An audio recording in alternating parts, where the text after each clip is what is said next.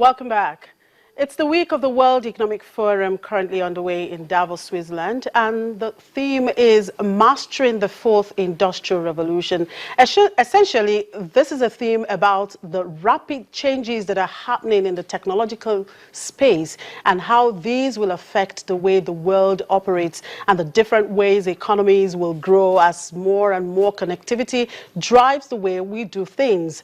Some have the opinion that how these changes affect the African continent will come down to adaptability and affordability. By adaptability, we mean both that of the ability of the technology to actually adapt to the specific needs of people on the continent, as well as how quickly the continent adapts to the new environment. Affordability is therefore improving access significantly, and this will enable Africa to be part of this new economic revolution. Now the question is, will Africa be part of the fourth industrial revolution? I'm being joined by a research fellow at the Center for Infrastructure, Policy, Regulation and Advancement at the Lagos Business School, Dr. Bungo Adi. Thank you very much for joining me, Dr. Adi.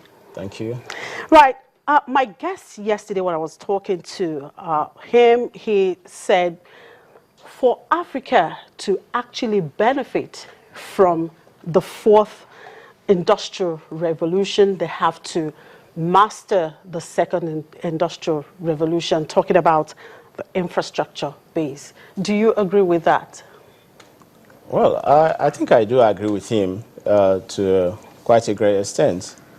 But before I can expand on that, it is important for us to understand what the fourth industrial revolution is all about, because I think we live in the time of slogans and very sensational phrases, especially the ones bandied about by the World Economic Forum. I think they're very good at doing that.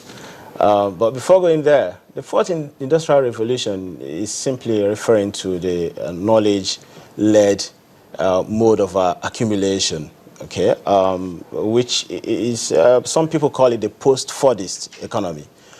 Before then, we had the Fordist economy, which was the economy or mode of accumulation that was essentially characterized by standardized production of mass production of consumer goods on assembly lines in factories. Okay, then there are some other components of the Fordist mode of accumulation and production, which include state-led development, the intervention of the state to create full employment and welfare state in so many parts of the world, the role of liberal market economic system and so on.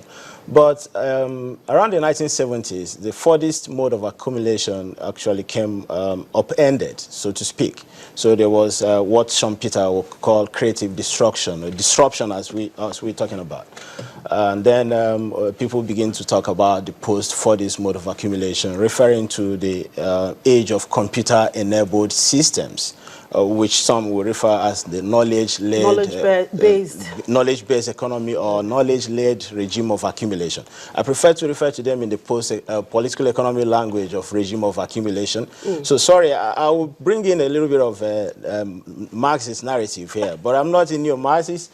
Neither am I going to propound a neo-Luddite theory anymore, because it's not necessary. But for us to really understand what is happening, this is important for us to go back to capitalism, which is what this is all about, the transformation or the transformative tendencies inherent in capitalist mode of accumulation. Now, talking about knowledge-based economy, now for us to really be part of this fourth industrial revolution, education is actually very important. Where are we in terms of education in Africa? Okay, well, you can actually use Nigeria as an example.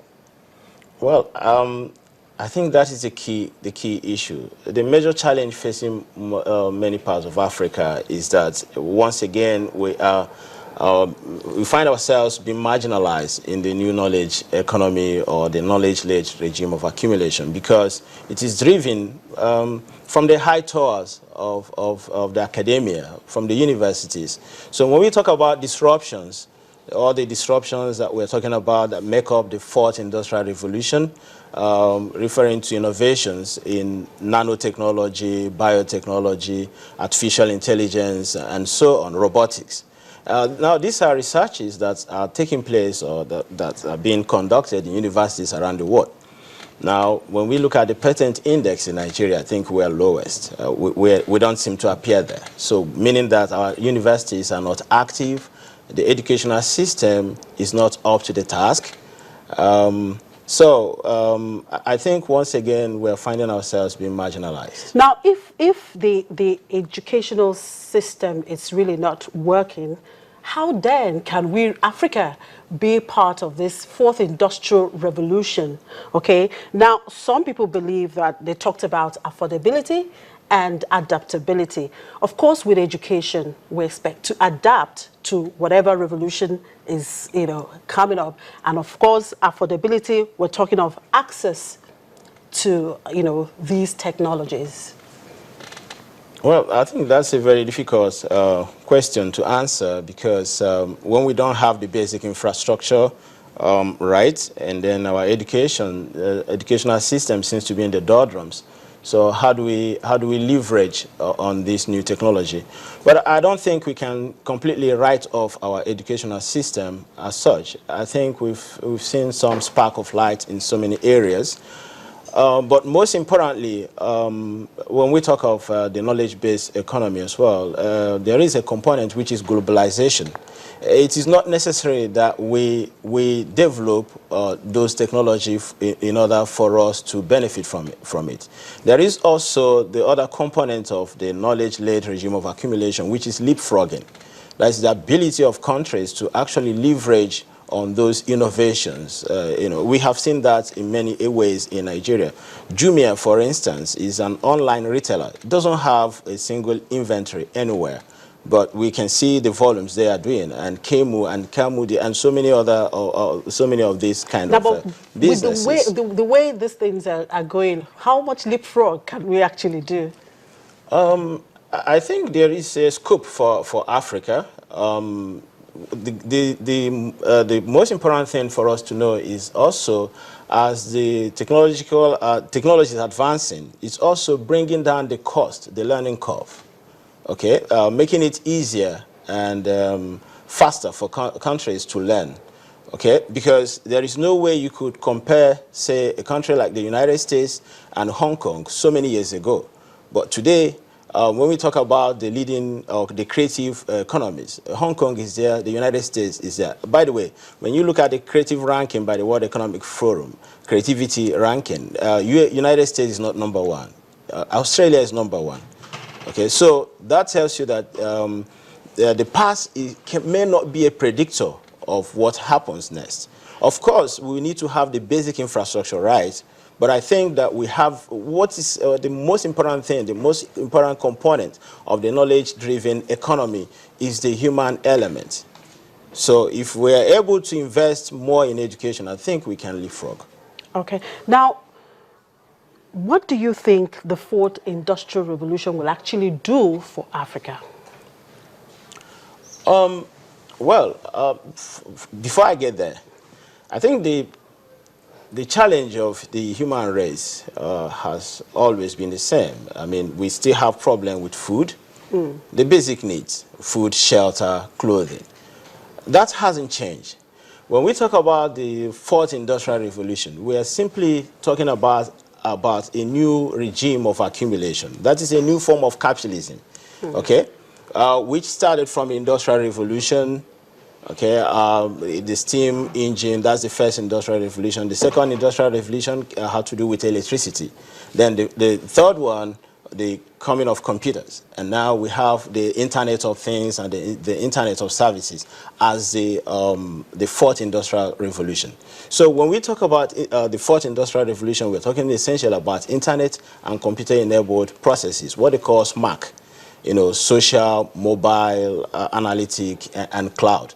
So what benefits can Africa benefit from this? What does it do for Africa? A lot. Like I said, it's all about leapfrogging. It actually offers us, for instance, In the past, we wouldn't have telephones today if we had to rely in the Stone Age technology of laying telephone lines and poles and so on. But with mobile telephony, okay, everybody has telephone, even in the rural areas. So that is one example, very good example of leapfrogging that we've been able to do.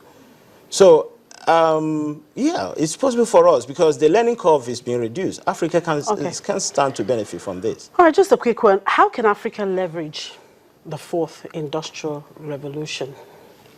Well, like my colleague who said yesterday that before we can think of benefiting from the fourth industrial revolution, we need to master the second.